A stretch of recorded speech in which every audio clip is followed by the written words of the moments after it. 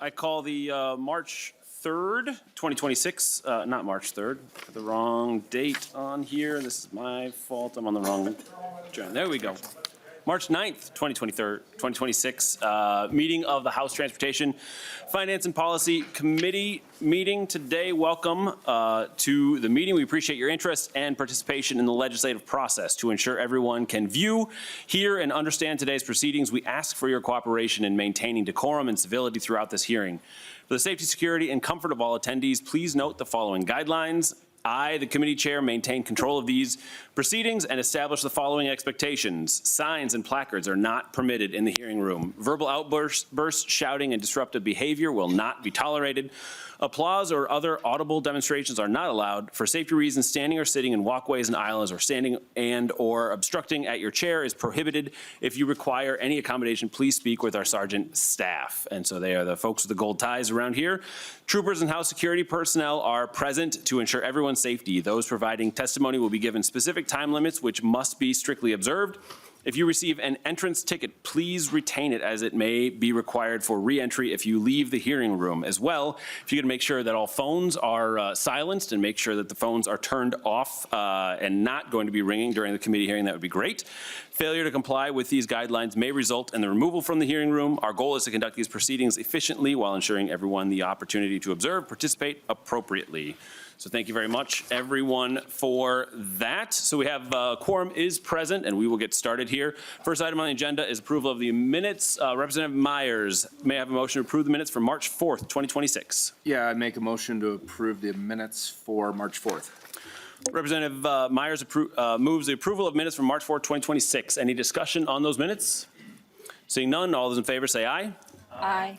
Anyone opposed? The motion prevails.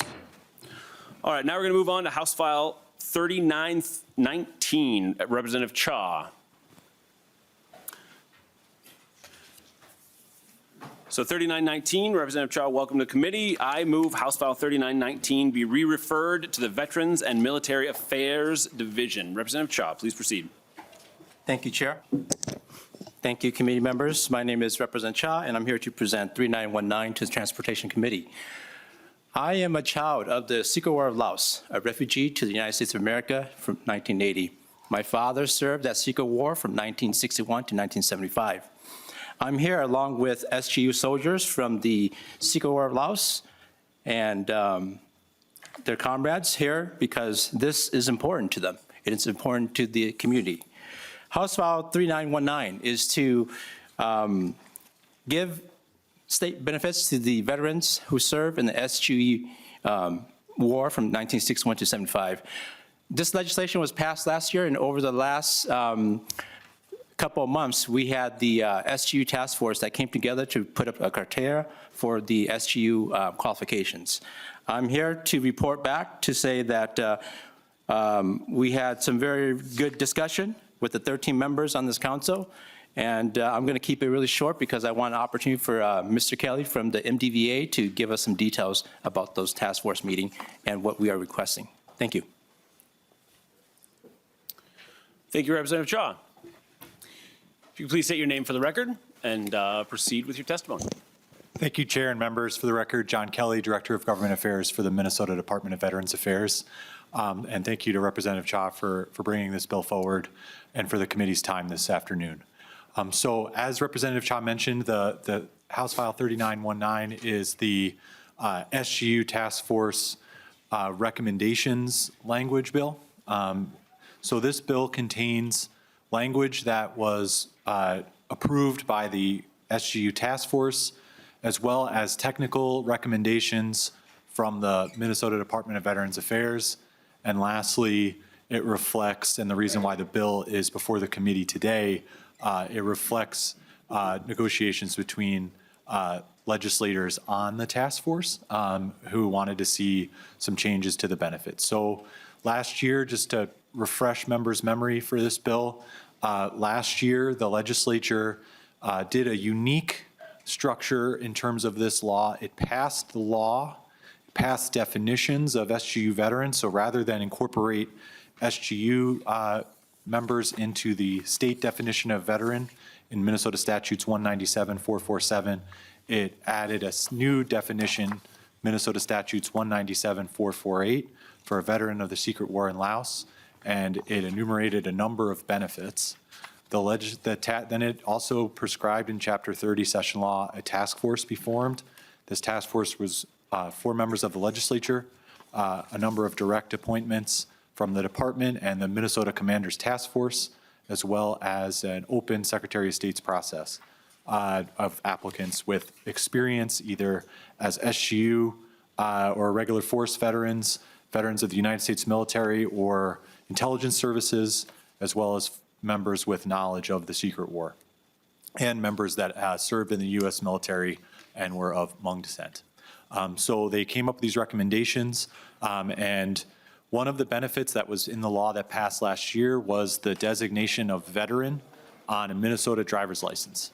The task force made its recommendations. It did not change that, but through negotiations, the bill before you today adds some language to put some specificity on veteran and SGU veteran on a Minnesota driver's license.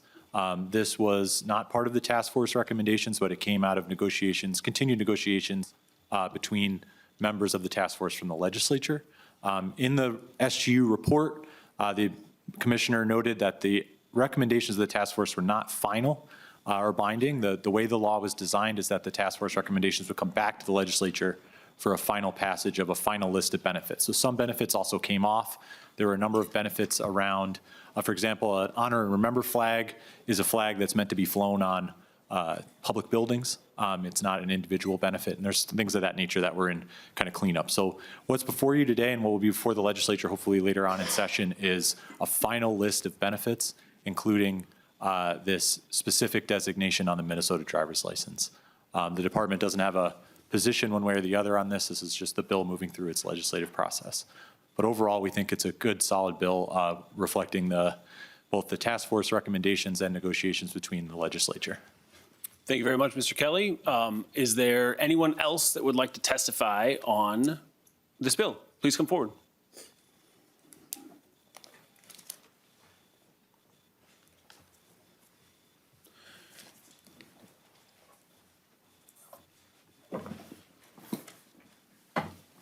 Thank you very much, sir, for your service and for everyone here who is a SGU veteran. Really appreciate you being here for this bill. So thank you very much for your service and for being here to talk through this. So if you could please state your name for the record and please proceed.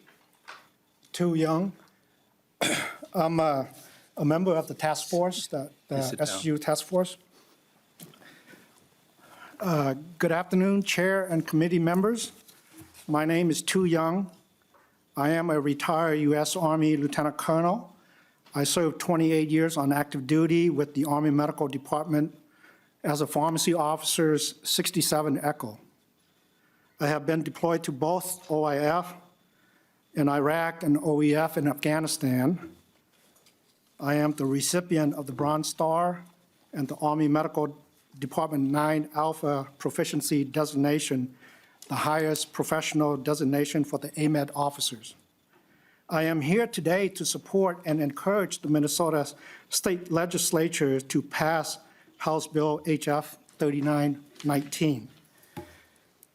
As a Hmong refugee from Laos and the son of an SGU officer, I am committed to advocating for the recognition of the SGU and the irregular force by the United States and Minnesota. These forces fought as American proxy soldier during the secret war in Laos. My late father, Commandant or Major Yankee, was an SGU officer. In 1967, he was severely wounded in action and had to be flown to Thailand for urgent life-saving surgery. Despite losing 70% of the use of his right hand, he continued to serve with the SGU until 1975, when the communists finally took control of Laos. Some argue that the SGU and irregular force are not part of the U.S. military. Additionally, other claims that the American and the SGU fought the communists as ally. Therefore, the U.S. has no obligation and owed the SGU nothing. I strongly oppose these critics. According to the Geneva Convention, the U.S. was prohibited from stationed military personnel in Laos. The CIA intervened by creating, training, and fully funding the SGU and irregular force to act as American proxy troop. The CIA retained full control over the SGU. Every operation and bombing mission required CIA approval. A CIA case officers led most of the SGU unit into battle. They essentially served as their unit commanders. Therefore, the SGU and irregular force are the de facto American secret soldiers, and they should be recognized as American veterans. I have the privilege and honor of serving as a member of the Veteran of Special Guerrilla Unit and Irregular Force in Laos Advisory Task Force. I serve on the task force as a Hmong American Minnesota resident who served in the United States Armed Forces. I am honored to work alongside the 12 other task force members to develop protocols and criteria. I believe the task force has fulfilled its mission as mandated by Minnesota Law 2025. The task force has completed its work. Now it is time for the legislature to fulfill its obligation by passing House Bill HF 3919. Once again, as a Hmong refugee from Laos, the son of an SGU officer, and a veteran from Minnesota, I'm proud to support House Bill HF 3919. Thank you. Thank you very much, sir. Thank you to you and your family, again, for your service. Appreciate you being here and sharing your story. Representative Olson, you have an A3 amendment. Thank you, Mr. Chair. I'd like to move the A3 amendment. This amendment, you kind of look at it and you say to yourself, how do we make sure that we get this done? This bill can't get stuck in transportation. This bill needs to go back to veterans. They then need to figure out how to pay for it, and then they need to figure out any of the nuances. This is, in my opinion, not the jurisdiction of the Transportation Committee, although it is driver's licenses, which is within our purview. The conversation is regarding the cost of it and some of the nuances around the license. And so my amendment would, in fact, just take the money from the general fund and not from the Department of Public Safety, because I think that would be wholly appropriate for us to be able to get it out of this committee in order to get to the veterans where they can continue that conversation. For all those involved, I'm on the Veterans Committee.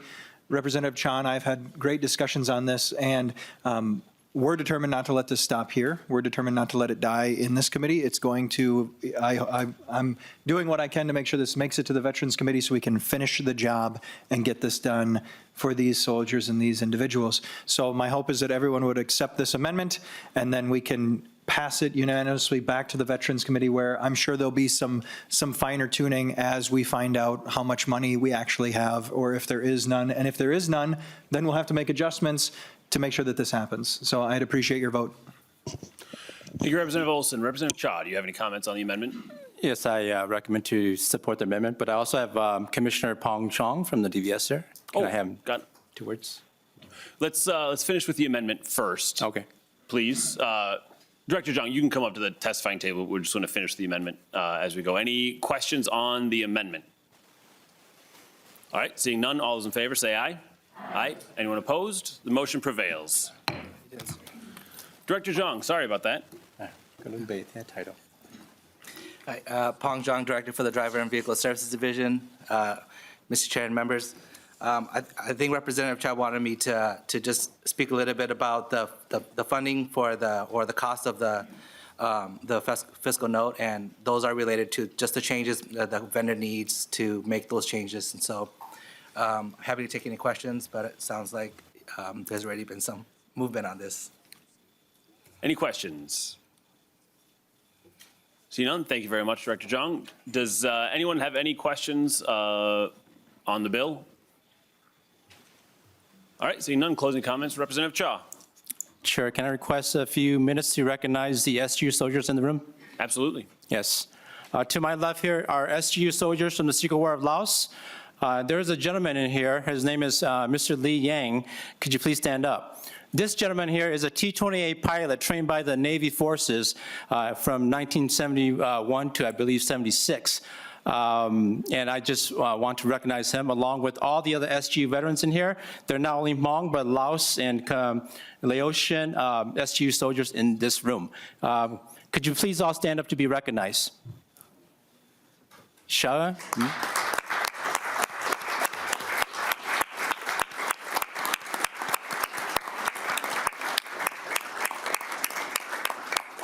Thank you, Ms. A. Ladies and gentlemen, thank you for House File 319 in this committee. Please remember that these gentlemen on my left here is awaiting our approval. It has been over 50 years since the end of the war, 1975. They're still with us. They're waiting to have their dignity restored, their honor recognized, and for us to give what is owed to them. Thank you. Thank you very much, Representative Cha. And did you have something to say? Okay. With that, I renew my motion that House File 3919 as amended be re-referred to the Veterans and Military Affairs Division. All those in favor say aye. Aye. Anyone opposed? The motion prevails. Thank you very much, Representative Cha. And again, thank you very much to all of the veterans who are here today. Really appreciate it. Thank you. All right, next we will be moving to House File 1335. I'm going to hand the gavel to Representative Ream.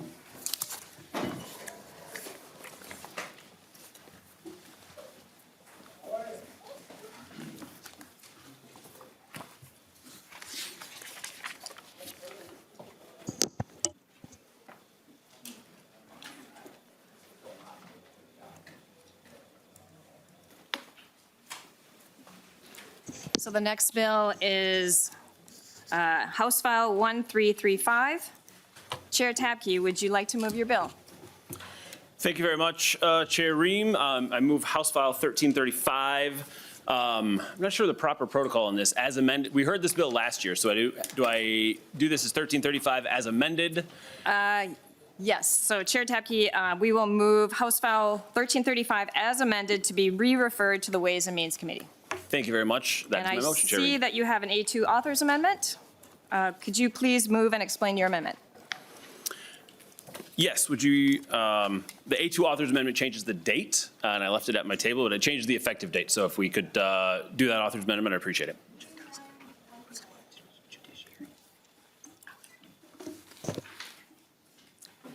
Chair Koznick. Let's finish up with the A2 amendment, and then we'll discuss the referral. Thanks. Okay, so are there any questions about the A2 amendment? There are no questions. All those in favor say aye. Aye. All opposed? The motion prevails. So Chair Tabke, now that the bill is in the form that you like, could you please explain your bill?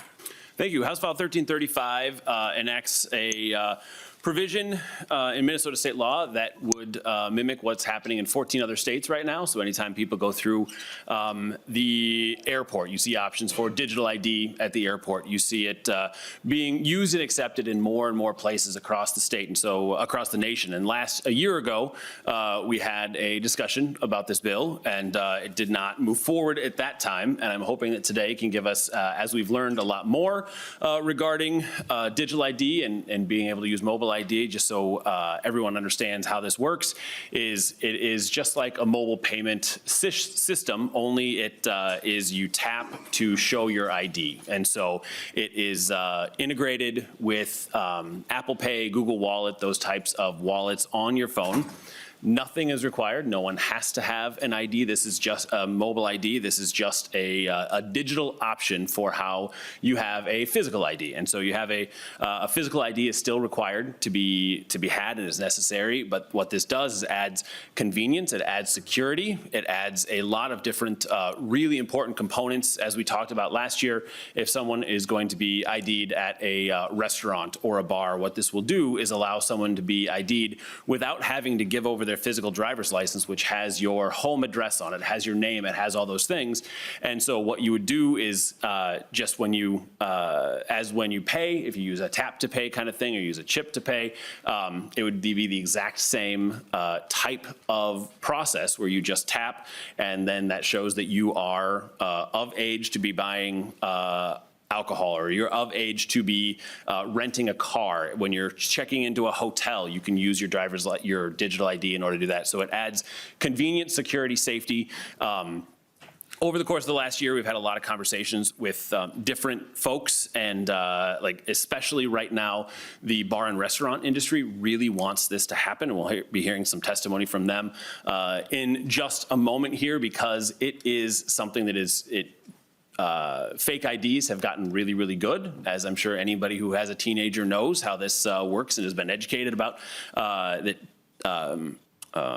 These fake IDs have gotten nearly impossible to tell for someone who is just looking at it, but a digital ID would very much help with this situation, and restaurants are asking for this type of support so that they can be staying within the law and doing all of the right things. And so,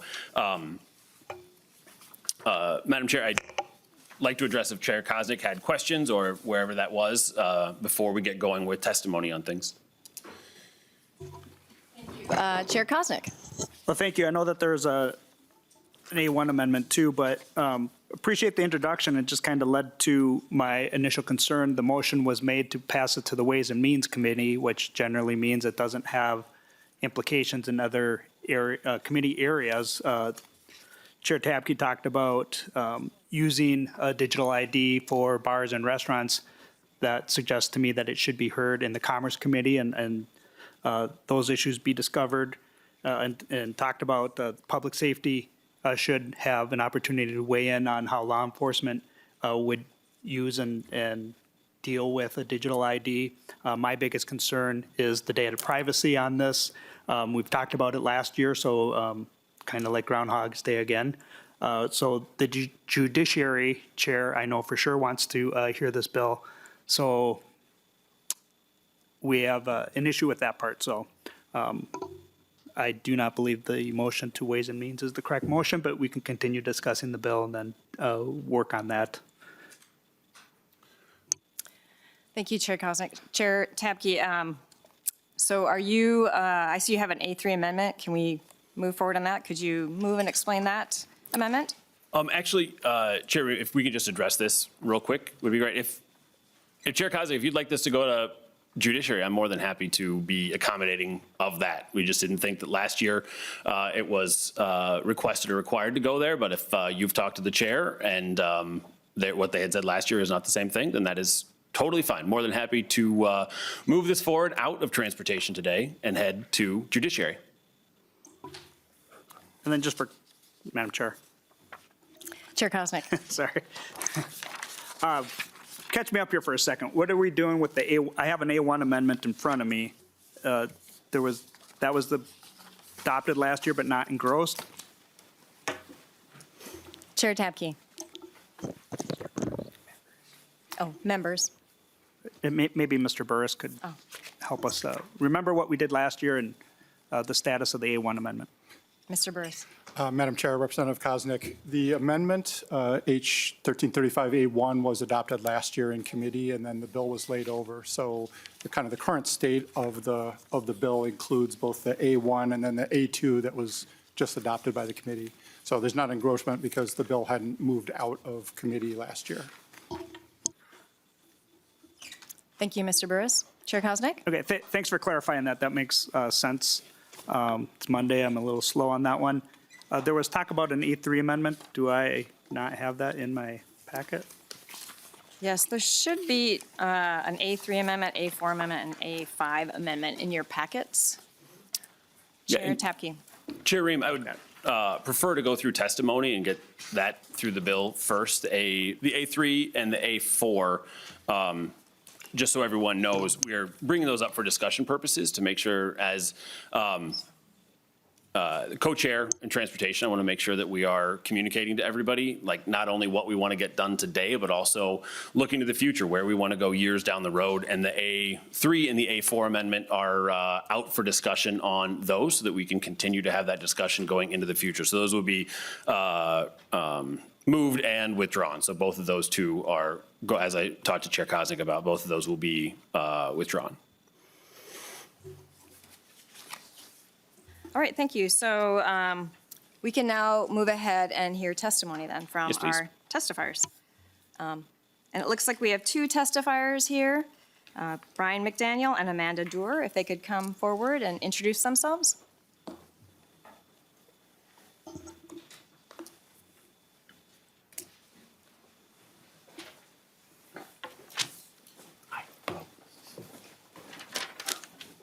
Thank you. We can start with Brian McDaniel, please. If you could introduce yourself and then proceed. Thank you very much, committee chairs, members of the committee. My name is Brian McDaniel. Just taking care of you. Thank you. My name is Brian McDaniel, and today I represent the Minnesota Licensed Beverage Association. The MLBA has been a nonprofit association working to advocate, educate, and protect the interests of liquor license holders in the state of Minnesota. I promise to keep my comments brief. The licensed beverage industry faces inherent challenges because we professionally sell and dispense alcohol as a controlled substance. The hospitality industry takes tremendous pride in this responsibility and is always striving to ensure public safety. The MLBA and its over 2,500 members support legislation that will make it more difficult for minors to access alcohol both on and off premise. We know several other states have adopted or are looking to adopt a digital ID and have listened to their challenges. We, like many others, have concerns about privacy issues and look forward to playing a key role in all steps forward to better secure our industry from illegal access to alcohol. Being part of the process to develop a digital ID will allow us to provide unique firsthand experiences specific to the beverage alcohol space. This will also give liquor license holders confidence in the process because we represent them and we're present. Thank you very much for your time.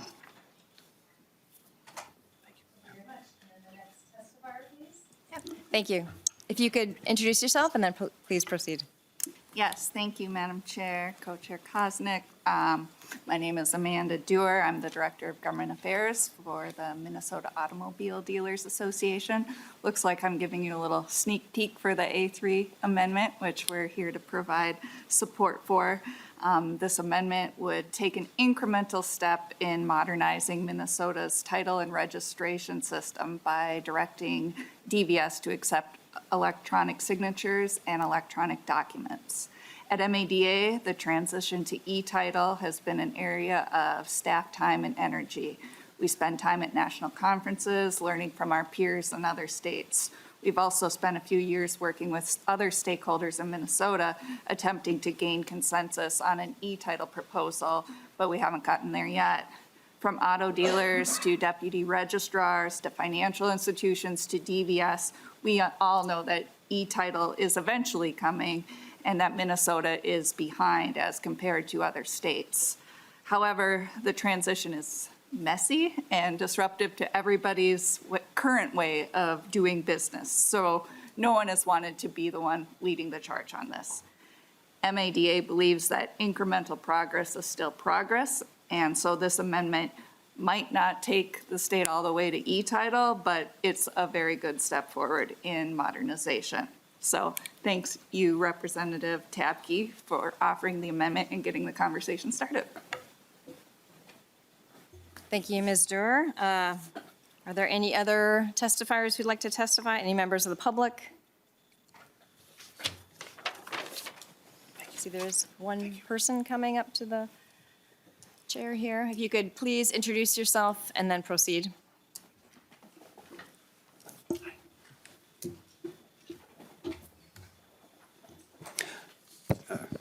Madam Chair and members, good afternoon. My name is Jim Hurst. I'm here on behalf of the Minnesota Deputy Registrars Association, an association that's been in existence for 50 years and hopefully for a number more. But based on some of the amendments before us, our future is in question. Why do I say that? Well, we have a number of amendments here. So let me begin first with one thing I'd like to do, and this has nothing to do with the deputies, but just procedurally, the A1 amendment that I understand was adopted last year. I do have one question, come back to me later, but page 2 of the amendment on the A1 amendment, line 2.14, calls for deleting lines 15 and 16 of the underlying bill. Those lines purport to delete the expiration date for these credentials. I'm just curious if that's appropriate. I know it's tied to the underlying physical document, but I would think that you would want consistency between the electronic version and the physical document so that there's no confusion as to the actual date at which it expires. I'll leave that aside, and like I said, just wanted to point that out. Next, on the A3 amendment, which was just discussed by the previous two testifiers, in general, the deputy registrars recognize the value of moving towards e-titling. We're not quite there yet. This is, as the previous testifiers said, is an incremental step towards that. I think that is a smart way to proceed with this. However, we do have one concern overall with electronic submission of supporting documents. Deputy registrars at the heart are the auditors, and they're the front line to make sure that there's no fraud going on. My concern is that there needs to be some language in here that makes sure that if a document is submitted to us electronically, if we sign off on that, but it ends up to be fraudulent in nature, where's the liability? Right now, if a deputy registrar approves a transaction or a transaction, sends it on to the state usually takes our word and rubber stamps and says, yeah, it's good to go.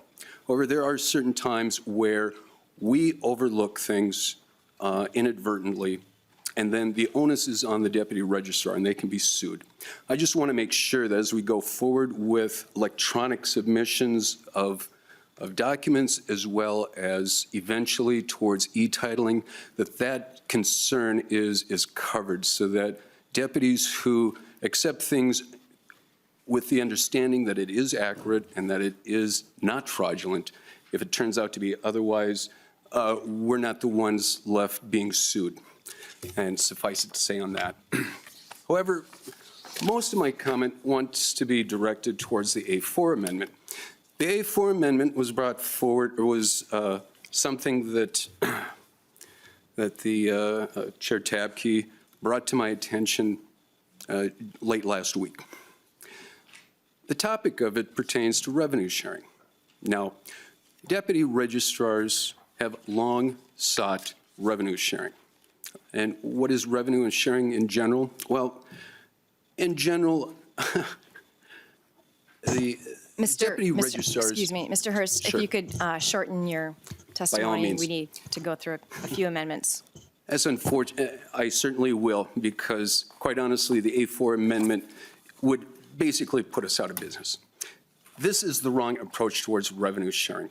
I would much rather see the committee spend some time on a bill such as House File 2605, which Representative Bjorn Olson has, which was introduced last year, rather than talk about something that was hastily drafted up just last week. I will suffice to say that this is the wrong approach. We want revenue sharing. It was a recommendation of the King Report. Many of you perhaps don't remember who the King Report was. That was 5 years ago. But that was one of the key recommendations that would make sure that the deputies stay in existence.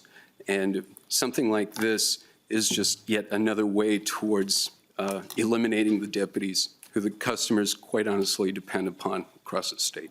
Thank you so much for your time. Thank you, Mr. Hurst and the other testifiers. If there are no other members of the public who wish to testify, oh, looks like we have one more person who wants to testify. If you could please introduce yourself and then proceed with your testimony. Thank you, Madam Chair. My name is Sam Krieger with Hill Capital Strategies, representing the Deputy Registrar Business Owners Association, or the private deputies in the state.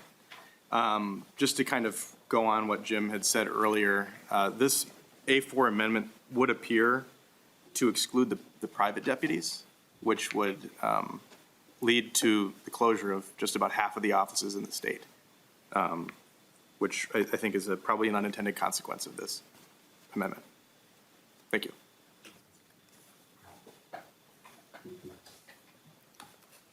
Thank you very much. And then Chair Tabke, if you'd like to respond, and then if we could move through the amendments, I think that would be. Yeah, thank you. And I'll just go over. So this is admittedly a bit of a clunky way of moving forward with this. I didn't expect that to happen until after the amendments, but I just appreciate everybody's thoughts and feelings on this. So what today's hearing, a lot of what we want to talk about today is the future of DVS. And so what I hear about as chair and before as is that a lot of people have concerns with the ability of, not the ability, but with DVS and customer service and making sure DVS does a fantastic job and they've responded to a lot of different things. But as we look at the future and what this can look like into the future, there needs to be some changes that have to be legislatively led in order to improve the customer service, improve digital access to different sorts of documents, and improve the way that we are able to transfer titles and ownership and those kinds of things. And so those are what the A3 and the A4 amendments do. And so I'll just, Madam Chair, we can just skip through them today, but I just want to speak to them for really quickly, if that's okay. Yes, Chair. Yeah, so the A3 amendment is an e-signature and leading into e-titling. And so what this would do would be to make electronic liens so that the state of Minnesota would be able to electronically, instead of needing to go to a physical location to transfer liens, to get copies of titles and those kinds of things. And what the intent here is that we have a lot of folks, a lot of different states are able to do this as it is today. And so this would allow for e-signatures for when you purchase a vehicle online and when you do those kinds of things. And so this is something that the state of Minnesota needs to begin working on and needs to be, and this year obviously isn't the year for that, but this is something that we need to continue working on as this goes forward in order to make sure that we're modernizing our systems and being able to be accessible to everyone. And then the A4 amendment is when we start to do this is that a lot of those transactions are for the vast majority of Minnesotans, are most easily done online. And so those are all online or virtual transactions that will happen. And so what we have is we have a system of deputy registrars in the state of Minnesota that do a phenomenal job of taking care of our constituents. And they do a really, really great job of delivering customer service and being available all throughout the state of Minnesota. So this is not, as Mr. Hurst said, this is not intended whatsoever to get rid of the deputy registrar system. What it is doing is making sure that there is a funding mechanism that can work for deputy registrars. And so right now, deputy registrars are paid on a per transaction fee. And so that per transaction fee makes it really difficult to move things online and move things to where Minnesotans want us to take transactions and where Minnesotans want us to be looking 2, 3, 10 years down the road. And so what this is doing is building out the potential for a future mechanism that we can make sure to keep deputy registrars whole throughout the state. So we're able to pay deputy registrars via counties, and there are some issues that need to get worked out through there for sure, but that we still have a deputy registrar system that works for people, but isn't based on transactions. Because when we base on transactions and revenue sharing, what happens with that is that we are unable to keep these offices whole, and then they end up on property taxes.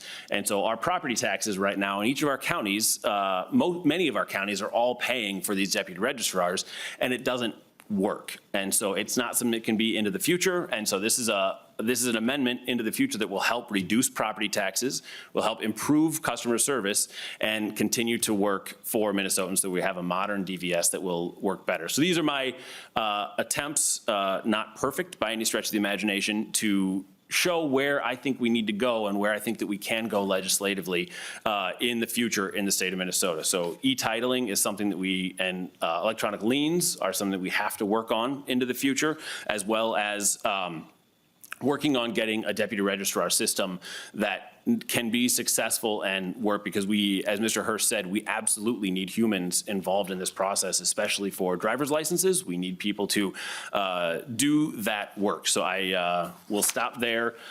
We don't need to have a ton of conversation on it, but if anybody has any questions, I'm happy to have those and discuss those. But this is just for future as to how we can do this to make our DVS system work better for Minnesotans. So I appreciate everyone's thoughts there. Thank you for that, Chair Tabke. So we are going to withdraw the A3 amendment and the A4 amendment. And then I see that we have an A5 amendment. Representative Anderson, I see you have the A5 amendment. Could you please move and explain your amendment? Thank you. I move the A5 amendment, and I can also start out with, admittedly, this is a clunky way to bring up an issue that we should be discussing as a committee. The A5 amendment essentially says we should not be issuing electronic driver's licenses to people who are not either U.S. citizens or are here legally. So it also, since we're talking more but the future of driver's licenses and the ability to ping various databases, and we have a lot of privacy issues too. We can very easily ping some of these other databases. So that's the amendment, and I ask for your support. Thank you, Representative Anderson. Are there any, Chair Tabke? Thank you, Chair Ream. I encourage everyone to vote no on this, or for it to be withdrawn would be great as well, because this, many people who have driver's licenses are not U.S. citizens, and so this would take and limit who can get a driver's license in the state of Minnesota, would it not? Representative Anderson. Thank you. Chair Tabke, or lawful presence. So it isn't just citizens. It's, if you're here lawfully and you're a non-citizen, you would be eligible for an electronic driver's license. Chair Tabke. Thank you, Representative Anderson and Chair Ream. I appreciate that. Yeah, this is, I do not, I appreciate the fact that you are accepting the fact that mobile driver's license, digital IDs are a more secure way of handling IDs and that. So I appreciate that. So I hope you'll vote for this in the future. But this is not something that I would like to accept at this point. Thank you. Representative Anderson. Thank you. And I ask for a roll call. Thank you. Okay, a roll call has been asked for. And then Representative Koegel, please. Thank you, Madam Chair. Chair Tabke, we were around when we passed the driver's license for all, and that's a public safety issue. And so I don't understand why we would, if somebody legally obtains a driver's license, why would we make them any less than us? Like, if I can get it, I have a driver's license, why can't somebody who has that same driver's license have access to the same things that I have access to? I guess I'm just not understanding why we would put people in different caste systems, I guess. And so I think that has become a big issue in this country, is trying to other people. And I don't care what country they came from, if they're driving safely and they're a good neighbor, I don't care. Thank you, Representative Koegel. Representative Anderson. Thank you. Well, and so we have very different opinions about people here who are here in the country illegally. We're talking specifically people who are in the country illegally. I don't think they should be here in the first place, and I don't think we should be giving them documentation, which they can use to drive, they can use for all sorts of purposes. So, thank you. Representative Myers. I'm sorry, Vice Chair Myers. No, that's right. Thank you, Vice Chair Ream. A question I had maybe for the bill author or DVS. When somebody is going to apply for a license, is this already being done for people that are applying for a picture ID or a license? Chair Tabke. Thank you very much, Chair Ream and Vice Chair Myers. I'm going to ask DVS to come up and talk through that process to how that works. As I understand, that what this would put driver's license holders in different categories based on electronic versus physical, but I'll let the director discuss. Thank you, Chair Tabke. And if you could, the testifier could please introduce himself and proceed. Thank you. Pong Zhang, Director of the Driver and Vehicle Services Division. I believe the question was along the lines of what the process would be to apply and receive a mobile driver's license and the difference between the physical credential. Vice Chair Myers. Thank you, Co-Chair Ream. Just to clarify, I'm just wondering, is this currently taking place to somebody that's just looking to get a regular license, like a driver's license? The data check? I'm not sure if I understand the question. Is this already happening or not? Oh, I see. Thank you. Director Shaw. Thank you. Apologies. I was so focused on the MDL. I think we're talking about the amendment. No, in current driver's license applications today, we only validate the documents that we are eligible to validate. So under a standard credential, we have limited verification under Real ID, and the enhanced driver's licenses, there are required federal validations for some of these databases. Under the standard credential, I think that's what folks are talking about under DL for All. Those credentials are not run through any separate verification. We do make sure that they pass our general fraud detection procedures and that they are valid documents, but they aren't run through any sort of verification system today. We have a restriction on which verification systems we can actually use. Vice Chair Myers. Representative Luger-Nikolai. Thanks, Madam Chair. I had a question about what's on lines 1 point, well, we've already talked about with respect to citizenship or lawful presence. My understanding is that an individual who may be an asylum applicant or otherwise lawfully in the country can be deemed a fugitive by their home country and then be not lawfully in the country here in the United States. So this would preclude that individual, irrespective of what country, whether they were friendly or repressive or had political motivations for describing someone as a fugitive, this would render them ineligible to have this credential. Is that correct, Madam Chair? Thank you, Representative Luger-Nikolai. Are you asking Representative Anderson? Okay, Representative Anderson. Thank you. And I'm going to refer to nonpartisan for this because it's a legal question.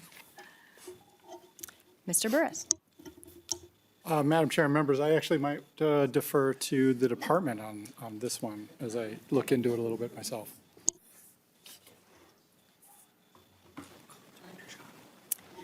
Yes, if Director Shaw could come up. I guess so. And once again, if you could just introduce yourself. Thank you. Thank you. Pong Zhang, Director for the Driver and Vehicle Services Division. Currently today, we do not run any NCIC check on any of our applicants. I'm not even sure if that's something that we can do. I have the team actually checking into what those possibilities are. Again, today, our credential application is outlined in Minnesota statute and identifies which documents we can and can't accept. We validate those documents in order to issue the credential. Thank you. Representative Luger-Nikolai. Madam Chair, I am concerned about the scope of this amendment, especially if it implicates individuals who are refugees. Typically, they've left their country because the country is inhospitable to them, and often it's a country that is inhospitable to the United States as well. And so I think if we don't know, Representative Anderson, Madam Chair, if we don't know what the effect of this is, then I think we need to find out before we adopt the amendment. Representative Anderson. Thank you. I had a little help and I can answer the question now. If you look at line 1.7, it's the database that this is run through is the National Crime Information Center Criminal Justice Information System. And those are the things that are run through. So a foreign fugitive is a fugitive, would be someone that's a fugitive from their own country, their home country. The National Crime Information Center Criminal Justice Database is actually dealing with Americans, so it would be the opposite. So it would be an American fugitive that has flown to another country. Is that helpful? So. Representative Luger-Nikolai. I think so. But I think the question I have, though, is confirmed as validly included, confirmed by whom? Representative Anderson. Thank you. It would be the Department of Public Safety. So they can run the names through. I think it's important.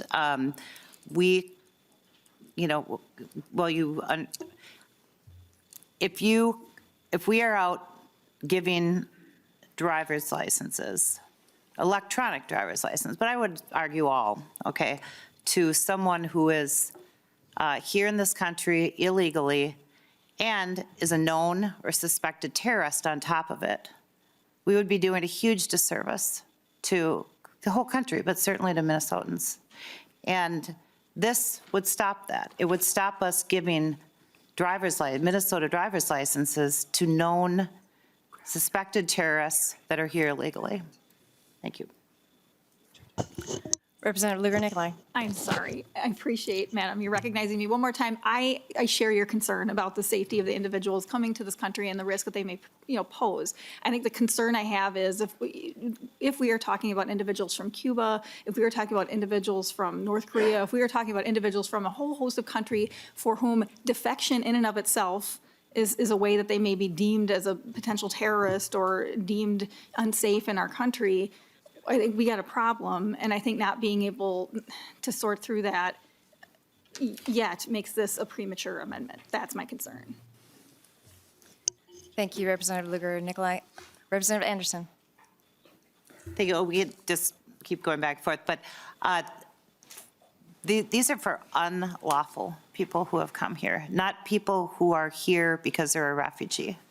That's covered. That is covered in the 1.5, that line. So if you're here because you're a refugee lawfully, this doesn't apply to you. This applies to people who are in this country unlawfully, illegally, and it also allows us, as we're talking about creating more and more electronic things, which are data privacy concerns, but I think that's the way the world is probably going to go. It allows us and forces the department to actually ping this database, this criminal database, and make sure that these folks are not known terrorists that are here illegally. So thank you. Thank you, Representative Anderson. Chair Tabke.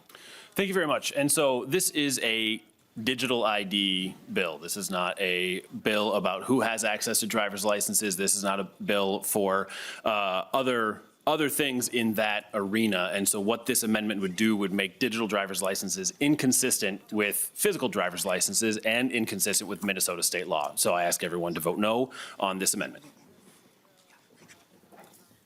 Thank you, Chair Tabke. So seeing no further questions, let's move to the roll call. The clerk will take the roll. Chair Tabke. No. Tabke, no. Chair Koegel. Aye. Koegel, aye. Vice Chair Ream. No. Ream, no. Vice Chair Myers. Nay. Myers, nay. Representative Anderson. Aye.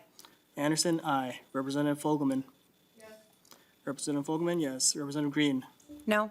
Green, no. Representative Jones, excused. Representative Joy. Yes. Joy, yes. Representative Koegel. No. Koegel, no. Representative Kraft. No. Kraft, no. Representative Luger-Nikolai. No. Luger-Nikolai, no. Representative Murphy. Yes. Murphy, yes. Representative Olson. Yes. Olson, yes. Representative Sensimira. No. Sensimira, no. Representative Scraba. Yes. Scraba, yes. Madam Chair, the ayes are 7, the nays are 8, 1 excused.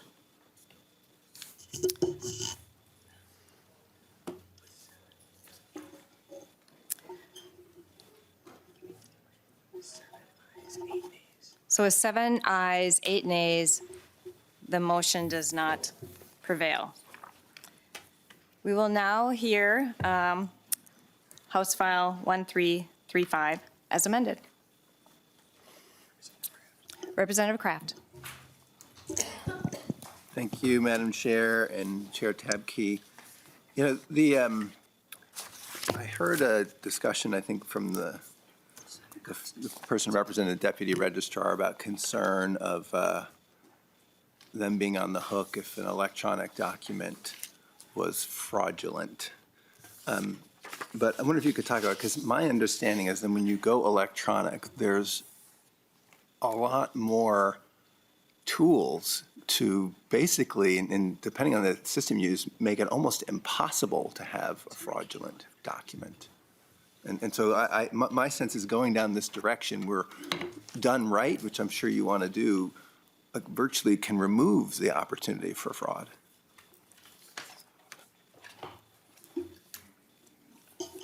Thank you, Representative Kraft. Chair Tabke.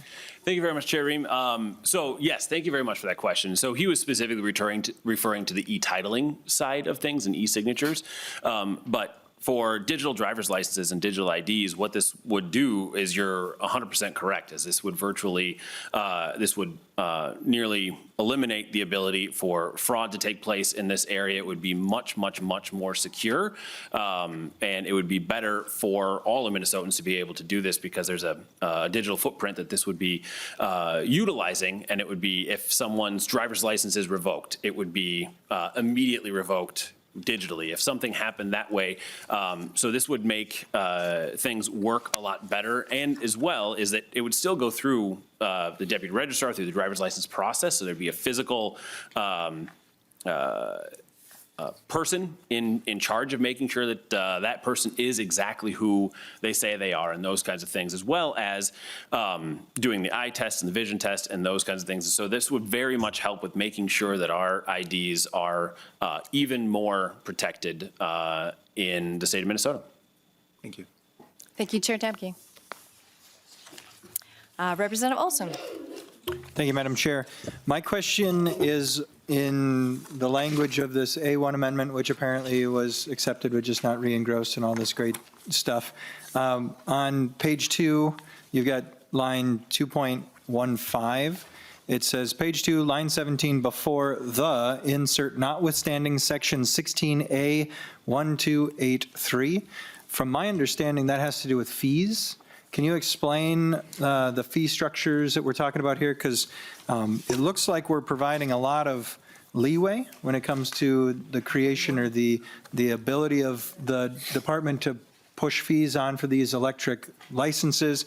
My big concern is that in a scenario where we have very little money and we're writing this legislation that just says fees, we could see the development of this program being laid on to the backs of the people who are applying for these electronic licenses.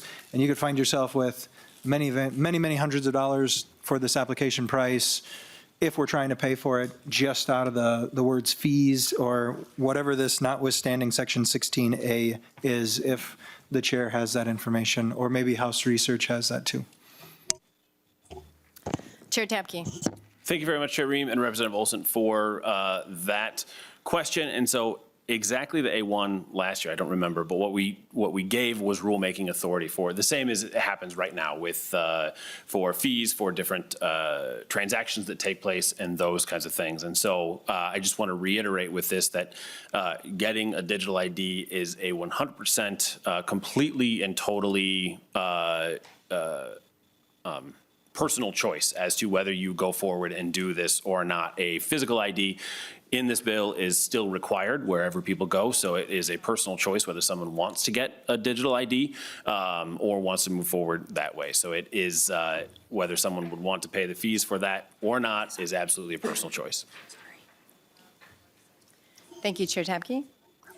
Rep. Olson. Thank you, Madam Chair. Do you think House research can provide some better identification what notwithstanding Section 16A.1283 is? Mr. Burris. Madam Chair, Representative Olson. So that section is a statute that generally directs the executive branch around fee setting and establishes that executive branch or a state agency can't institute a fee or increase a fee without approval by law. So the amendment added a notwithstanding to explicitly override that provision. Arguably, that was already the case with the original bill because the original bill provided authority to the department to set a fee for this. So in some ways, it's a clarification that there's an override to the general limitation on fee setting as part of the authority that's being provided in the bill for setting a fee in this area. Thank you, Mr. Burris. Representative Olson. Thank you, Madam Chair. So that right there is the biggest concern that I have regarding this piece of legislation. Sometimes I feel like we here in the legislature like to take our keys and throw them at someone else and say, here, take the keys and drive. And in some instances, I feel like we're throwing the keys to a 12-year-old saying, here, take the keys and drive, that being potentially the administration in some instances. And so that is a significant concern of mine. And as long as we're going to be doing that, I don't think that we should move forward with this. Thank you, Madam Chair. Thank you, Representative Olson. Chair Tabke. No. Chair Koznick. Thank you. And just to kind of wrap up, at least from our side, I appreciate the, kind of thinking outside the box and introducing some new concepts. Not really excited about having separate bills introduced as amendments. But so thank you for withdrawing those. And as stated before, there's a lot of privacy concerns. I think there's some public safety concerns that should be looked at. And we're just not ready to do this. Commerce concerns, as I mentioned before, and Representative Olson's comments also I would support in terms of providing more rulemaking and the ability to increase the fees, not just set them, but increase them down the road is problematic for us as well. So I'm going to recommend no. Thank you, Chair Koznick. Representative Koegel. Thank you, Madam Chair. I really like this digital IDs. I like to walk out of the house with as little on me as possible, and so if I could just go anywhere with my phone, that'd be great. I do. I'm concerned with the tendency to try and make everything about. I won't go there. But yeah, I just wanted to kind of address some of these. It's, we want to make sure that people have the driver's license and the rules of the roads, the understanding they need. I think, too much micromanaging government is also a bad thing. And we're only here for a few months a year, so we kind of do have to let the departments do stuff when we're gone. And again, I think it's a good public safety measure because we're not, it's harder for when my 18-year-old turns, or my 8-year-old turns my 7-year-old turns 18, this will probably be there. And so it'll be a lot harder for her to grab a friend's ID and go to buy a keg, I don't know, I did. And so, I think these are good common sense measures that we're looking at towards the future. And we can't stop progress. And I really wish that we would stop trying to offer amendments to make other people second-class citizens. And so I just really hope that we can continue this conversation and move this bill forward because it is a good public policy, it is a good public safety, it's good fraud, preventing fraud, and thank you for bringing it forward. Thank you, Representative Koegel. Chair Tabke. Any further words? Yeah, I just appreciate everyone here. I really hope that we can move this forward. This is something that Minnesotans want to have done. I get lots and lots of, since I carried this last year, get lots and lots of folks who are asking for this. This is to Representative Anderson's questions about security and fraud and those things. These are more secure than a physical driver's license. And they're public safety wise, they are more safe for the people using them because they don't have to give over their date of birth. They don't have to give over their address. They don't have to give over whatever they don't want. They can select and choose, and it's working really well in 14 other states. And so you see this all over the nation being used. And I don't want Minnesotans to be left behind in the ability to do this. It's a really good pragmatic step forward for our state and for the people of Minnesota. So I hope that everyone can think about moving this. And if Chair Koegel were willing to vote this forward, I would be happy to send it to Judiciary, but I don't see that happening today. So we'll just send it to Ways and continue from there. Thank you, Chair Tabke.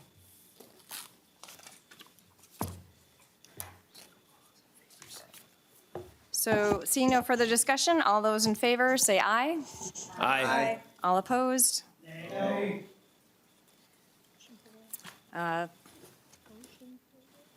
The motion does not prevail. So we will be renewing the motion that House File 1335 as amended be referred to the Ways and Means Committee. No, did I do it wrong? Sorry. I just failed. Okay, sorry. The bill is laid over. Thank you. Yep, just to clarify for the tape, the bill is laid over, did not pass. Thank you. Yeah, I'll clarify that. So the bill is laid over, and that did not pass. So thank you very much. All right, thank you very much. Vice Chair Ream. That's my right notes here.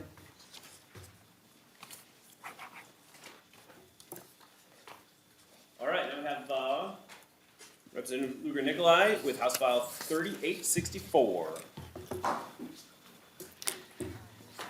Thank you, Mr. Chair, members of the committee. This bill, 3864, eliminates the need for registration tabs or stickers on license plates that just reflect the year and date of a registration. It creates a significant savings for the state by eliminating the need to produce and ship all the stickers. It has no impact on public safety. And importantly, individuals will still need to register their vehicles annually. This just really reduces costs associated with the sticker. So most other transactions are going to remain the same. This bill doesn't eliminate trailer registration tabs or other tabs that identify weight or size. Over time, I think we've learned that pulling Minnesotans over for tabs violations does not make traffic safer. It's not a moving violation. It doesn't correlate to whether or not somebody is going to speed. Lots of speeders have current tabs. And there's basically no organization suggesting that having expired tabs is at all linked to driver safety.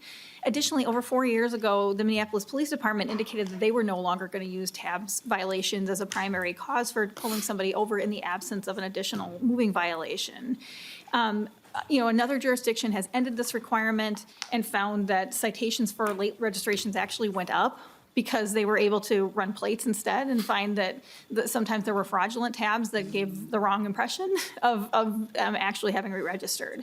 So I'm more than willing to talk about I know there's amendments on the table, willing to talk about those because I think we can probably reach some rapprochement on this bill, but we are hopeful that the fact that this has a fairly minimal local impact and a fairly significant positive state impact makes this a hopefully bipartisan bill. Thank you. That Representative Nikolai moves to re-refer House File 3864 to Public Safety.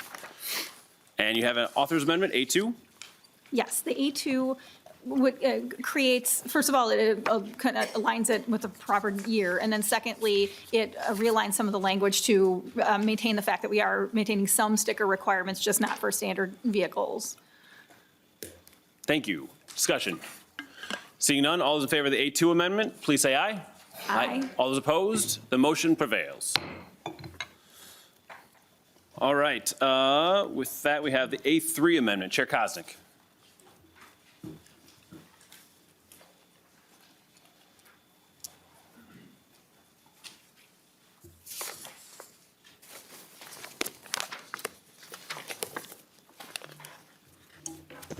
This wasn't actually my amendment, but we'll move the A3 amendment that requires traffic safety cameras to be used. You can also punt this to whomever you'd like as well. No, it got punted back to me. Okay. that the cameras be used, that are being used in the pilot programs have the ability and to also read the license plates. And the purpose of this is so that the tabs that are being used, aside from other problematic issues in the bill, the tabs that are being used encourage the driving public to, number one, pay their annual registration that helps maintain our roads, and then also complies with that requirement in law.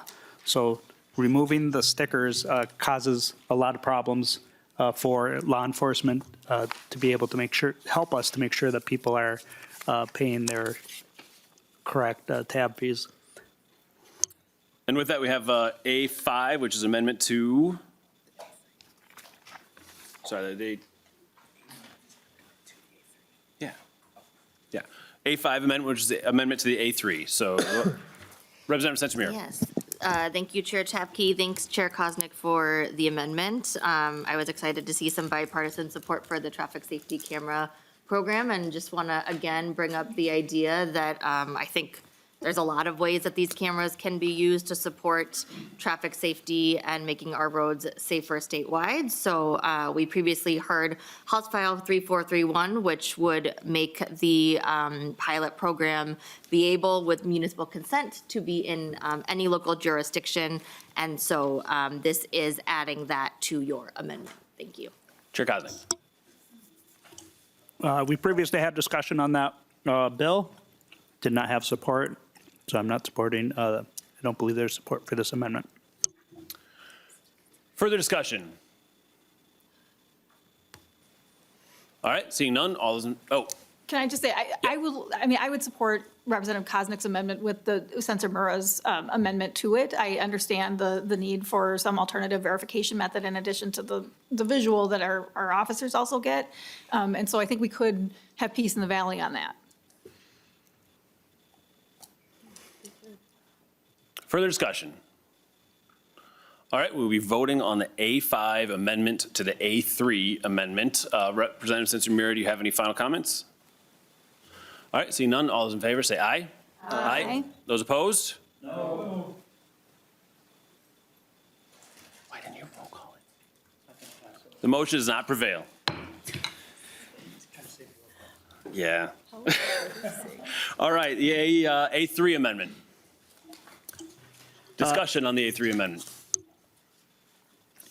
I want to reiterate the fact that we know for a fact that I'm frustrated that Representative Centimire's bill didn't pass the other day. Representative on a second chance to do this today. You didn't take it today because what that does was make Minnesota more safe. We know for a fact, there was just a huge article that just came out, I believe it was this weekend or earlier, end of last week, that talked about how effective these speed cameras are in the state of Minnesota, and that we know for a fact they are saving lives. We know for a fact that they are making Minnesotans more safe, and that where it is that we have them, it is working. And we know that our law enforcement needs help in making sure that we are catching people who are driving unsafe. We have an epidemic of people who are speeding, running red lights, doing driving recklessly, and it is just frustrating to me that we can't take this next step, or even some sort of like gradation of the next step, so to keep more Minnesotans safe. And that's what that amendment would have done. And it seems like you agree that they can work and that they can do things, which is why you brought this amendment.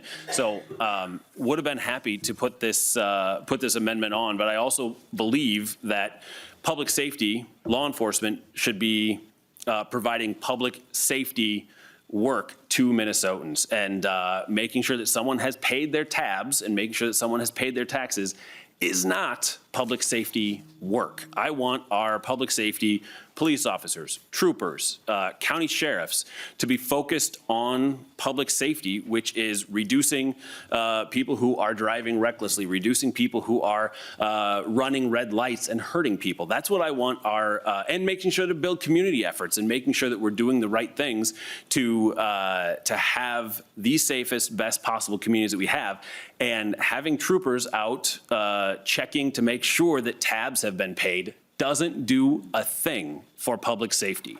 So this is the perfect type of application for speed cameras, but we're not going to do this just in one little spot in the state. We're going to make sure that if we're going to do this, we're going to make sure that this applies equally across the state of Minnesota. So, Chair Koegel. Thank you, Chair Tabke, Representative. I appreciate and you're welcome to your opinions and your frustrations, and I hear them, but we're not all entitled to our own facts. On our side, we'd say it's a fact that Minnesotans are concerned about growing surveillance. It's a fact that Minnesotans are concerned about their data privacy. They are not comfortable across the state with having government monitor their moves in a vehicle or not, and that is where this leads to. So different facts, different opinions. If you're going to remove an enforcement mechanism and an incentive for the driving public to have tabs on their car, this amendment will simply continue the pilot program that is still in its pilot program. We're not ending it, to allow those cameras to also read the enforcement of the tabs. Well, okay. So I thank you, Mr. Chair, and thank you, Representative Chair Koegel.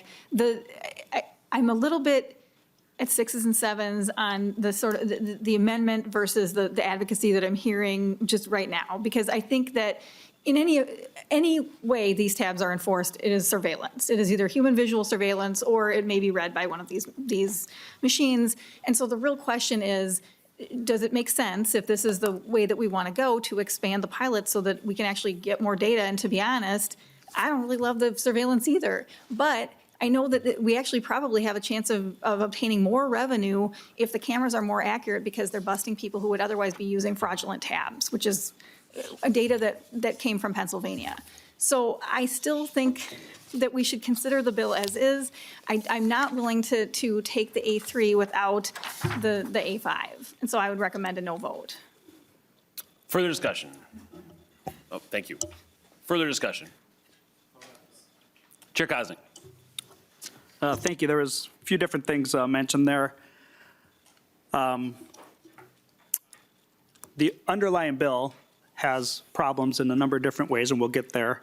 But understand that drivers, this is a fact from the National Institute of NIH, drivers without valid registrations are 3 times more likely to cause fatal accidents. So the underlying bill has problems. However, if you're going to do that, have that, the A3 amendment at least has it where there are existing camera pilot programs that they can read the readers, or read the tabs.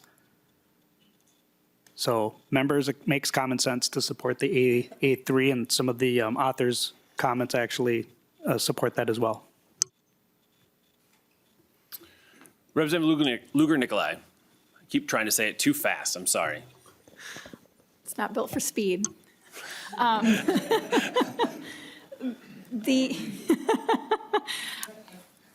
feel as if there is actually not very much daylight between us. And I am concerned a little bit about correlation and causation on the question of the individuals causing fatal accidents. However, I think in this instance, I'm going to recommend a no vote on this, unless it contains an expansion of the pilot to actually make it an effective system of surveillance. All right, with that, we have the A3 amendment in front of us. All those in favor say aye. Aye. All those opposed say no. No. The motion prevails. What? What? Right? The motion? No, you. No. All right, then it does not prevail. You can give it to me if you want, that's fine. All right, so we have now the A4 amendment. That's mine, Mr. Chair.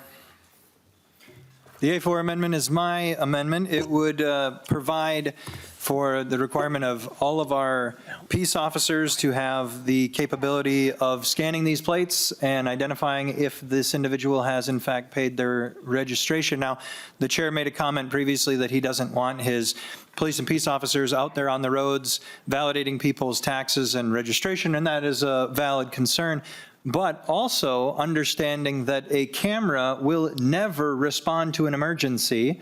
And so my biggest fear when we're talking about these cameras is that you will provide the ability of people removing peace officers from the roads, saying you don't need to be out there protecting and serving because guess what, we got all these cameras that are enforcing the roads, but a camera will never respond to an accident. A camera will never respond to any form of an emergency whatsoever. And so as a result, we should provide our peace officers the ability to manage these tabs as well, give them the technology, reimburse the cities and the counties that are in fact doing this work for the implementation of the technology. Because one of my other fears is, and maybe I don't I have a problem. This is like a balancing act for me. There's the concept of following the law, and the law says pay your tab fees, but there is no enforcement. So if you're not going to enforce it, do we do it? Should we do it? What's the fiscal note on this? Is there a way, is the department looking at how much currency or revenue will be lost through people who say, no, you won't see anything. The peace officers won't see it. They don't have the technology to run the plates. They're not going to take the time to call in or do whatever they have to do to enforce this. So why would we do it? And, I hate tab fees, so maybe we should just do it. And then if we accept this, make it law, we don't have tab fees anymore. And I'll be okay with that too. So whatever you want to do with that, I would like to provide our peace officers the ability to enforce the law as it's written and not provide people the ability to circumvent the law. And so that's what this amendment would do. Thank you, Mr. Chair. Representative Luger-Nikolai. Thanks, Mr. Chair, and thanks, Representative Olson. I think we are in agreement that we shouldn't supplant peace officers in the work that they do, and I don't support that. And I actually think as long as we're still kind of talking about the framework of Representative Sensenbrenner's bill versus the reality that we're currently living in, there was testimony in that bill that it didn't do that either, and that some peace officers actually welcomed the opportunity to do other things that were more correlated to solving public safety issues. What I am a little bit concerned about is the potential local impact or the potential cost of retrofitting a lot of cars. And I will say that the bill comes at a pretty significant savings to the state, not a revenue loss. And so there are already penalties for not maintaining your license, your registration. And I'm not going to say I know that necessarily from personal experience, but I kind of know it from personal experience that you end up paying a lot more for the next set if you don't pay for the first set. And so those assumptions I believe are taken into account. And I don't see a current fiscal note posted. The preliminary fiscal note showed a significant savings, not a loss, not an expenditure. Representative Olson and Representative Koegel. Thank you, Mr. Chair. I wonder if House Fiscal staff could maybe look and let us know if they're currently evaluating, are they under the assumption that every person is going to pay their tabs if there's no way of knowing if you paid them or not? Mr. Lee. Mr. Chair, Representative Olson, first to the fiscal note question, there is a fiscal note requested for this bill. I requested as soon as the language was introduced. On an earlier draft of language, I requested a fiscal note and have those numbers if the committee would like to hear them. I would want DPS to speak to what they would think enforcement rates would be, depending on whether or not tabs would be. But Mr. Chair, if you want me to run through what the fiscal note was for earlier draft language, I would be happy to do that. Give us the high levels if you could.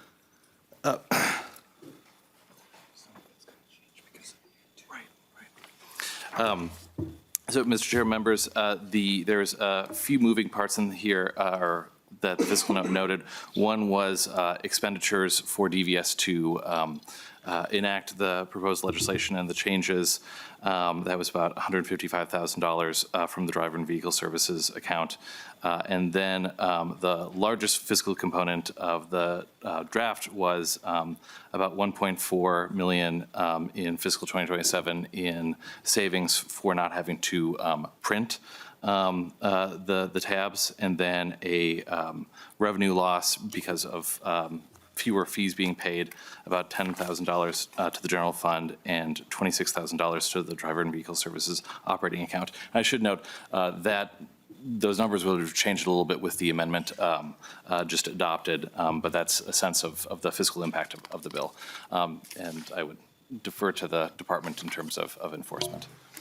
Okay, we're going to run out of time on things here today. So Representative Olson? Yeah, Mr. Chair, the department's here. Do you think we can just get a quick concept of how they believe they'll be able to enforce this and bring the tab fees and continue the revenue that the law entails without individuals trying to circumvent it?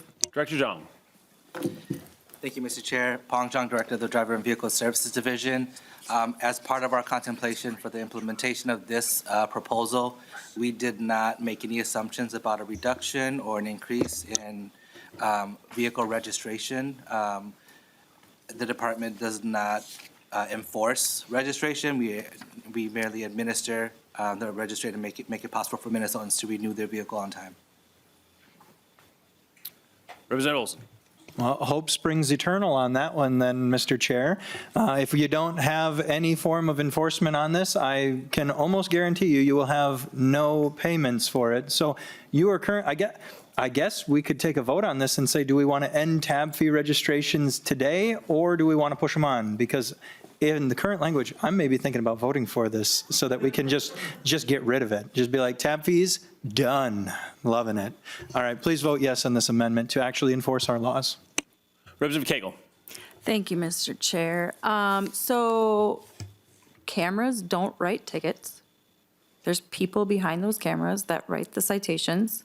They have to review it. It's evidence. And so the cameras don't write tickets. And so, again, I just, my mind gets boggled by this committee sometimes. Yeah, I just wanted to remind people that, there's people behind those citations. And so just this whole automatic thing. And last year, I drove around for 6 months without my tabs because I forgot. My tabs are due during session. So maybe if I would have gone through Minneapolis and gotten a reminder that my tabs were due, I would have paid them earlier because that piece of paper ends up in a pile somewhere really quick and then in the recycling really quick. And so I think like not holding up future things that will help our police officers, that will give them more tools and allow them to actually address public safety issues. And you know what? I didn't get pulled over one time last year either when I had 6 months of the wrong tabs. So I think this would actually flag more people without tabs than it would, just allowing people scot-free. But if we're not going to do it to everybody and we're only just going to, target people in Minneapolis, then that's a little ridiculous again. So thank you for bringing this bill forward. All right, closing comments on the A4 amendment, Representative Luger-Nikolai, and then Representative Olson. I appreciate the discussion that we're having, and I want to be clear, it is still possible to run plates irrespective of whether or not you have the sticker. And what they found in Pennsylvania is that it's not that hard to make a rectangle and draw a number on it. And so they actually did better when they eliminated stickers because there was less fraud with respect to the stickers. And so I think that the net benefit of this is pretty straightforward. And I think that adding additional cost of retrofitting the cars doesn't add a lot of value. Representative Olson. Thank you, Mr. Chair. That's where we'll disagree. If you don't have any enforcement capabilities, you won't have any revenue, which I guess I'm okay with as well, because I hate tab fees myself. But I think that the fiscal note or whatever, the original one, is just woefully inadequate because they're not taking into account the fact that human beings are human beings. Their behavior is easily identified. And this is one area where if you are not required, you will not do it. Vote for the amendment, please. I just want to be very, very clear on this, that this bill is not requiring or allowing people to not pay tabs. It is still very, very illegal to not pay your tabs, Representative Koegel. And so, but I just want to make sure that that's very clear, that that's not what this is doing at all. There still is enforcement. There still is, you wouldn't be able to drive a vehicle if it doesn't have current tabs, and it would still come up and it would still be part of the system. So all those in favor of the A4 amendment, please say aye. Aye. Anyone opposed? No. The motion does not prevail. All right, we have a couple of testifiers on this, and we're going to keep this to 2 minutes so we can still get to one more bill here. Jim Hurst, and then Sam Kruger. I got it. Please state your name and proceed. Thank you, Mr. Chairman. Once again, Jim Hurst with the Minnesota Deputy Registrars Association. We are opposed to the legislation before you today, and I would like to thank the comments by some of you here. You know, the matter comes down to compliance, and I think one thing that everyone is forgetting here is that the vast majority of the registration tax that people pay goes to the Road and Bridge Fund. I have no idea what MnDOT's recommendation is on this. I appreciate Public Safety's, DVS's comments on it. But, bottom line is, if individuals do not have to display the tab, they will choose to forget it. They'll conveniently forget it. If they are stopped by law enforcement, they may, oh, geez, I totally forgot, give me a fix-it ticket. Yeah, I promise I'll pay it. Whether they do or not, who knows? Here's another thing to keep in mind. Individuals, when they wish to sell their vehicle, let's say it's a private transaction between two individuals. I've got my vehicle here, I'm selling it to another party. That person probably doesn't realize, well, they don't know if the registration tax has been paid or not, but then that new owner is going to come into a deputy registrar office and goes, hey, I want to transfer the title into my name, I just bought it.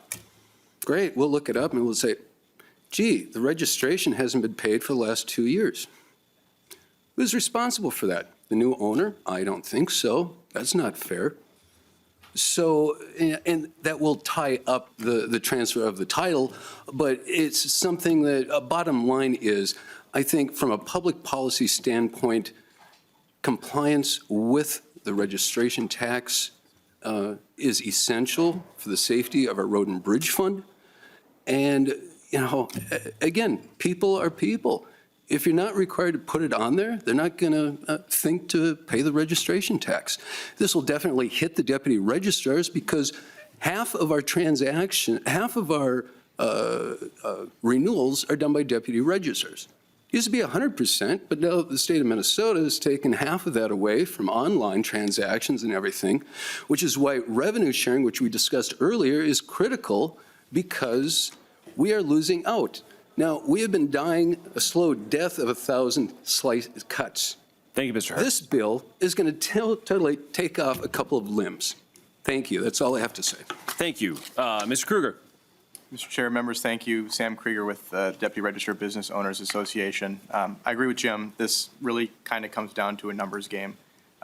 This will drive people out of the offices.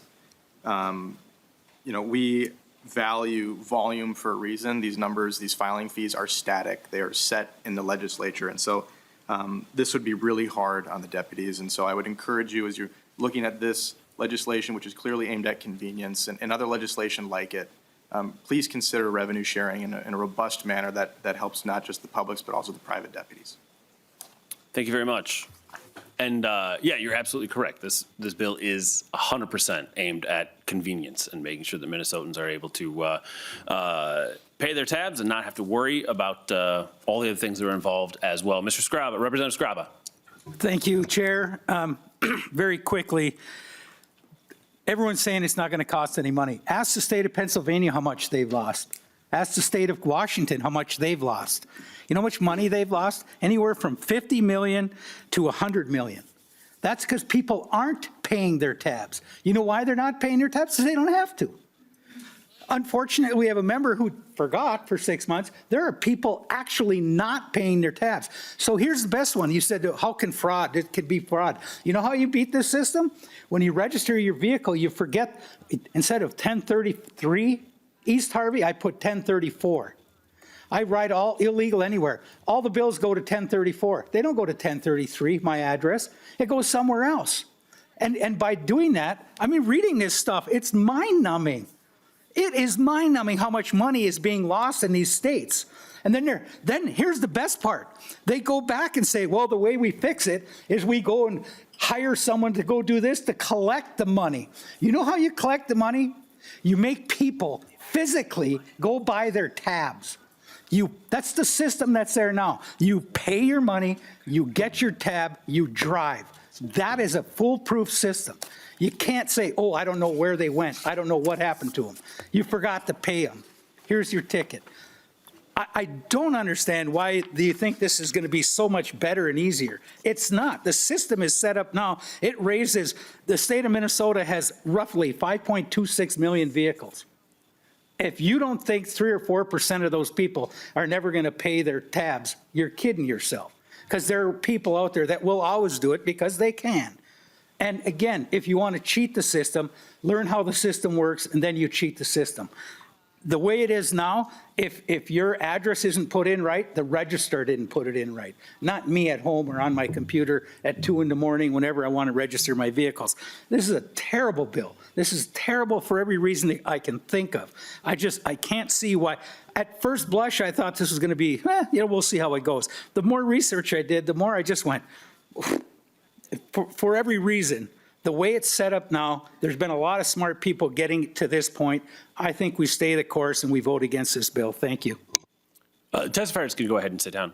That's all right. Representative Luger-Nikolai. Do you have anything you wanted to respond to that or no? Yeah, okay. So a couple things. I have never gone to a physical location to purchase my tabs in my life. So it is still, it is currently possible to do that online. However, it does cost the state money to produce them and ship them around, and that would be eliminated with this bill. On the other hand, anybody who currently goes to a physical location in order to get their license registration renewed is still going to do that because they already do that. Another thing is, like Representative Koegel, I have on occasion driven around with expired tabs. And it is not because I'm a scofflaw, and it is not because I hate our state or our roads or bridges, but sometimes you forget. And so I think that's where the question of the correlation to being law-abiding is questionable. Thirdly, I am thrilled that I have finally cracked the code that will enable us all to agree on the importance of raising revenue. And so I at some point may offer an amendment to quintuple the rates of these registration fees so that we may fund other projects in the state that everybody deems worthy. Thank you, Representative Luger-Nikolai. All right, seeing very quickly. Very quickly. So I own 2 canoes, too, and they have tabs. And I can tell you that I don't remember to do it until I look up on the canoe and I'm going to take it and go, oh, it's expiring this year, or it's expired. So people need to be reminded sometimes, okay, at least in regards to things like canoes, right? We dramatically raised license tab fees 2 years ago. Not we, the trifecta dramatically raised license tab fees.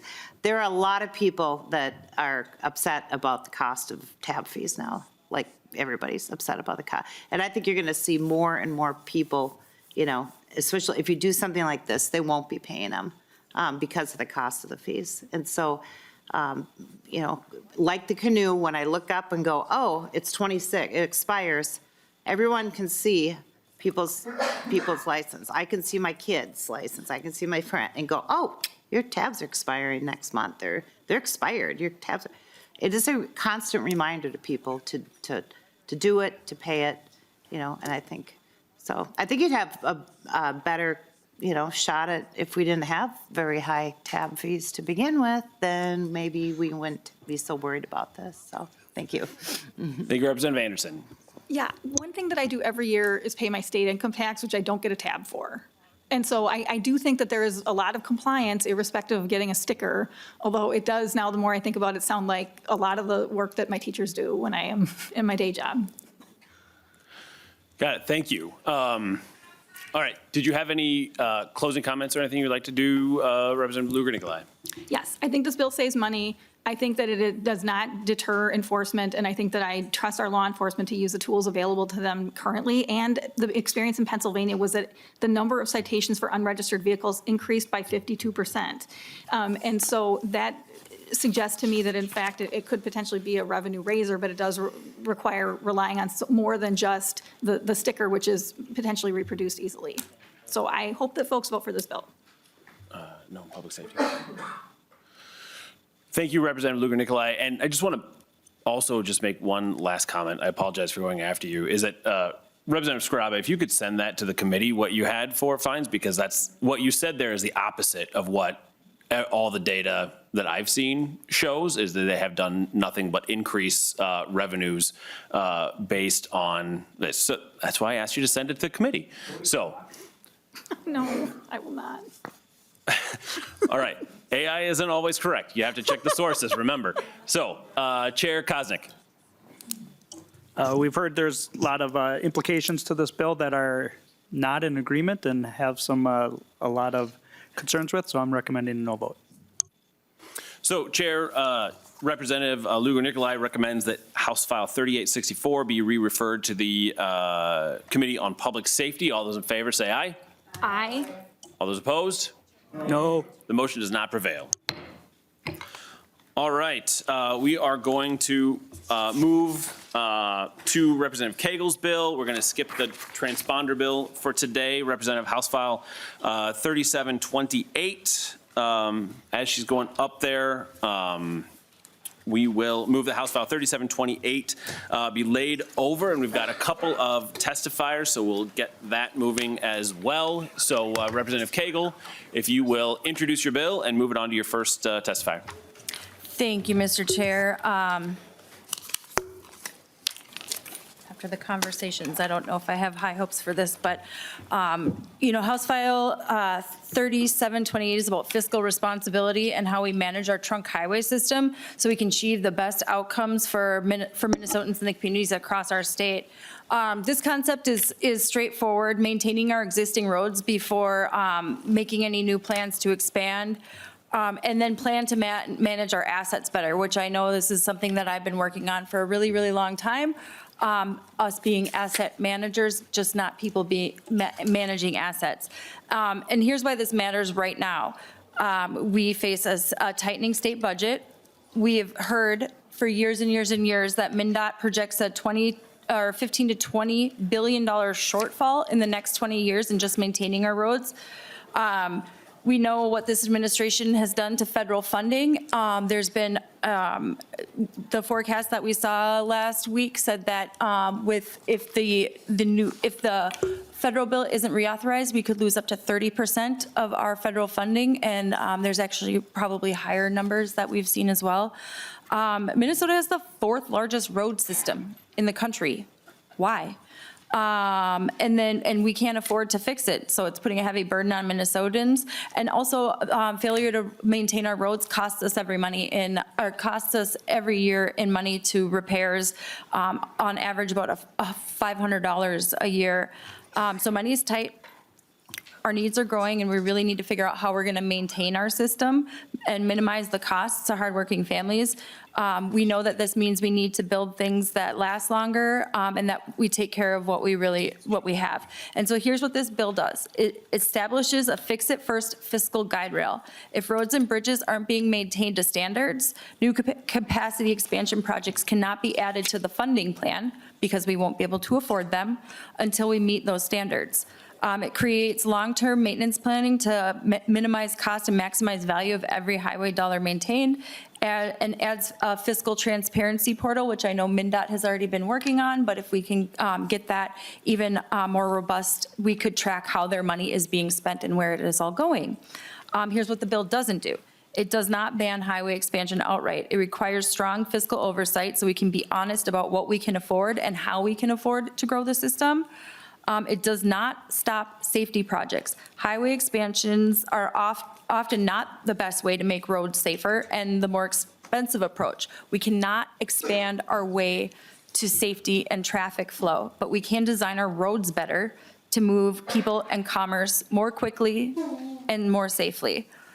It does not affect any current programs that are already programmed, and then it does not direct us to spend any less money on transportation, and it doesn't take away any good paying jobs. It just makes sure that we are focusing on maintenance and our infrastructure. And so with that opening, I will call up the testifiers.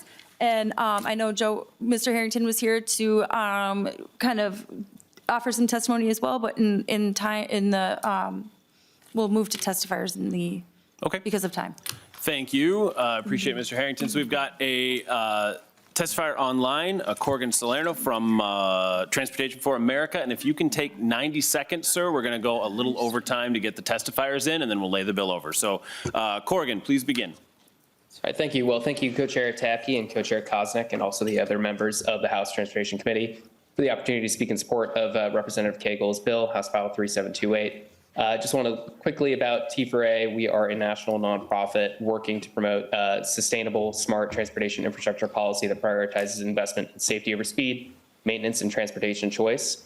I just wanted to say that this bill comes really in at a critical time, given the conversations happening federally and also considering what is achievable nationally. So for a quick summary of my remarks, Minnesota is reporting a maintenance backlog of around $3.5 billion for a funding gap to meet their maintenance targets for pavements and bridges in the state. And while this this problem is significant, it's not a unique one. According to research from Pew Charitable Trust, there are 23 other states that report a funding gap.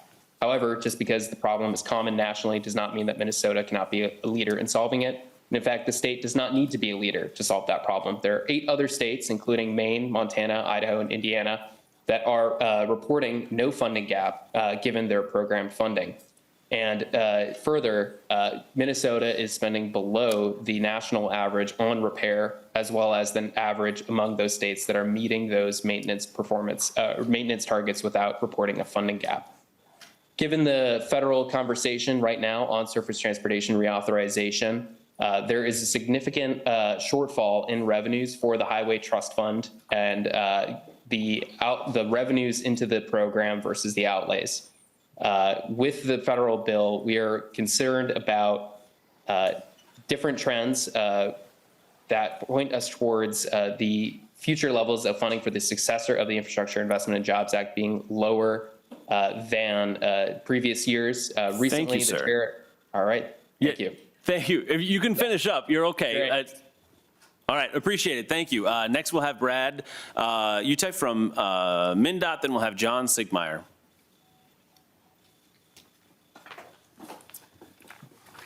Please state your name and begin. Good afternoon, Chair Tabke, members of the committee. My name is Brad Utek, statewide planning manager with MnDOT. The department appreciates the interest in asset management and long-range planning in the bill. However, we do have some specific comments on the contents.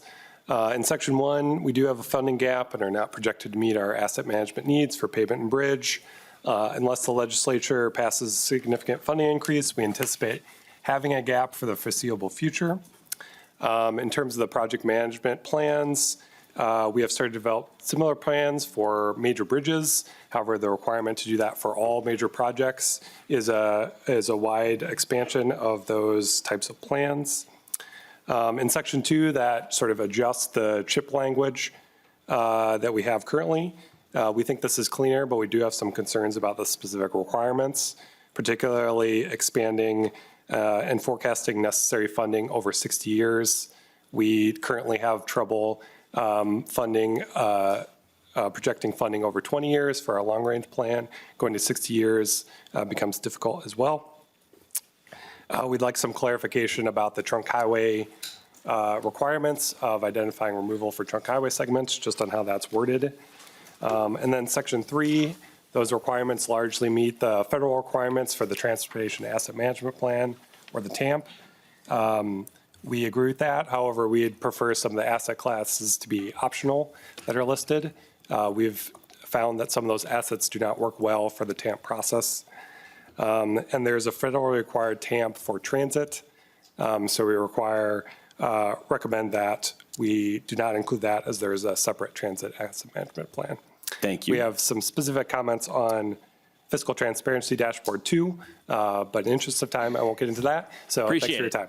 Thank you. John Sigmeyer, followed by Naz Narkati.